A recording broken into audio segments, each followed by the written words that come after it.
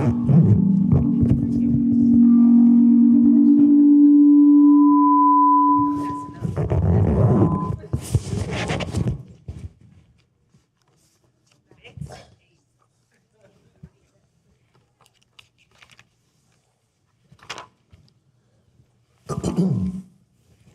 had a good week?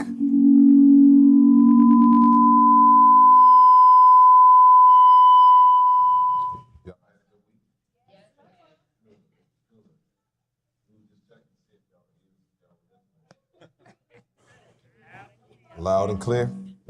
All right. All right. There's a lot of theology in these 10 verses, I should say. So we will need to move quickly and very thoroughly. So Galatians that we're going to look at tonight. As we look at chapter 2, we should know that King is named after, but Martin Luther is one of the heaviest theologians of our faith. So last week in chapter 2, we were talking about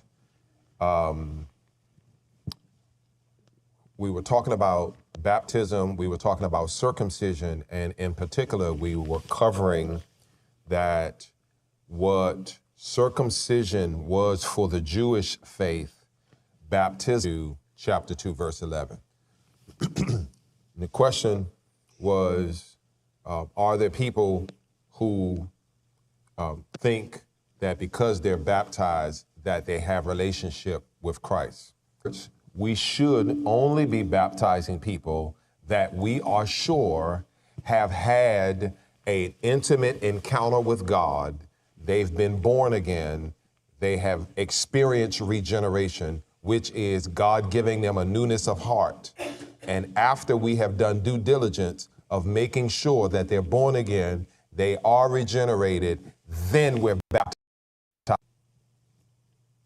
There are people who don't have any newness of heart, who have not been born again, and unfortunately, so they have done what they needed to do, which is being baptized and to be able to join the church. Unfortunately, we're letting them join our local church. And after you've made the universal church, should you be allowed into the local church? Hopefully that makes sense for it. But there are people who have gotten the identifying that something on the inside has already happened.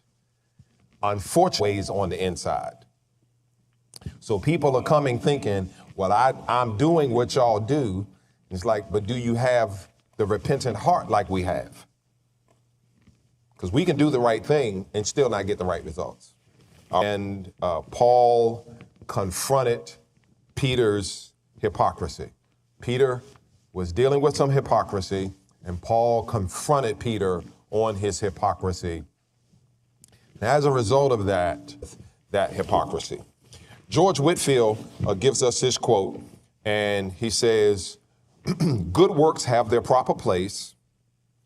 That just because we do good works or we do the right thing, that makes us okay. That's another example of us getting baptized without having all the stuff. That decision comes up again. We had it in last week's lesson. Tonight is going to come up again in verse 12. Notice that the circumcision are those who are circumcised, or sometimes, as we're going to see in verse 12, he's talking about Jews. In salvation, certain purposes or motivations while having different ones.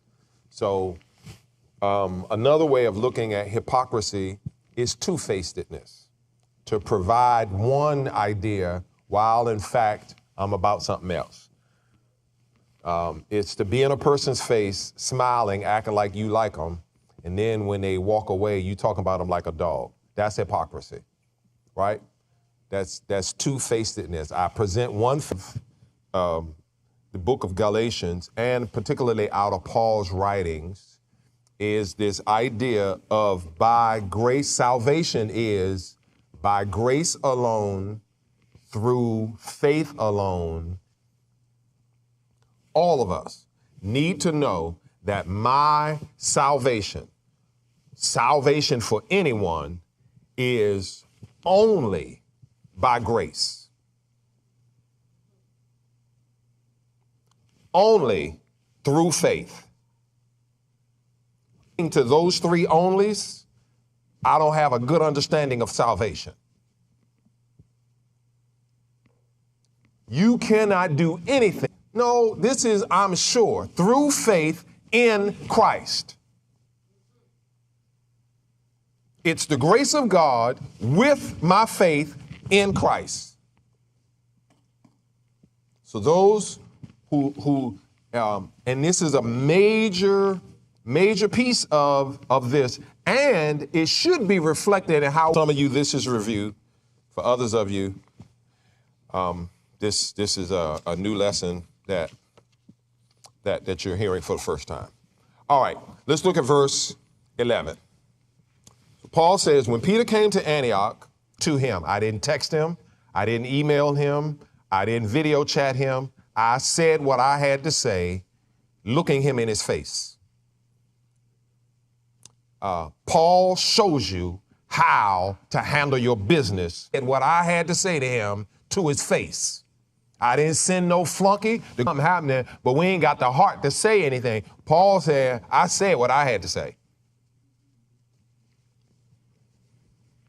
When Peter came to Antioch, I opposed him to his face. Here's what Paul is saying. I disagreed with what he was doing, and I didn't go to nobody else. I told him.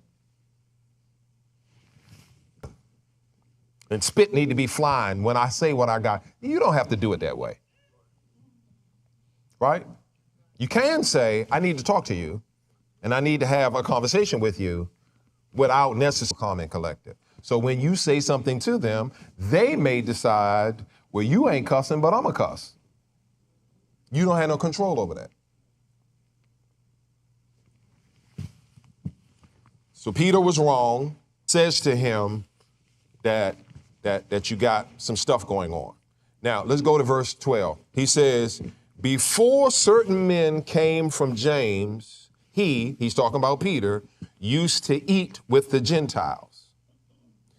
But when they arrived, that is, these other men, at the time of Galatians that Paul is writing this, there are two groups of people. There are Jews who are Jews ethnically, who had been Jews religiously. They are now converted to Christianity. They are Jews in their heritage, but they are no faith. Make sense? They were Jews by faith and Jews in their ethnicity. They are now only Jews in their ethnicity, and they are Christians. I'm Christians. We just come from different ethnic backgrounds. He's doing real good. There's nothing like embracing people who have come to where you are. It's one of the things I'm always pushing for our church. Don't be a part of our church. Have people come into our church and you be standoffish and act like you don't know what it feels like to be an outsider. To feel like they're an inside or they're part of what we're doing. Make sense? He has a meal with them, sits down and talks with them. But then there's some other folks who are followers of Jesus, except they don't have the same ethnicity, and he then withdraws. That's where he made the mistake, and this is where Paul is confronting him for. All right, now, he was afraid of those who were of this circumcision group, and the other Jews joined him in his hypocrisy, so that by their even when I don't know anybody's watching me. I remember one day walking to school. I was in the 9th or the 10th grade, and I was late for school, and walking to school, I tripped on the sidewalk on my way into school. Get into school, you kind of, if you stumble, you look around to see who saw you. I'm late, I'm by myself, nobody saw me. I get into class, I don't know if it was first period or second period or something like that. And somebody at school, just like with good examples, is people start doing what you do. They don't do what you say. They do what they see you doing. And unfortunately, he gives them a bad example of what to do. Would y'all pull up Acts chapter 11? We're going to look at verse 1 through 3. Yes. Yeah. So his fellowship with the Gentiles, he interrupted it, not because he had a problem with the Gentiles, but because he was concerned with what the other brothers were going to say. Yeah. All right, let's look at Acts chapter 11. And this is going to confirm your question. The apostle, so Peter now, when he's finding that, so Paul has this issue, circumcised men and ate with them. So it wasn't just that these are uncircumcised people, we don't have nothing to do with them.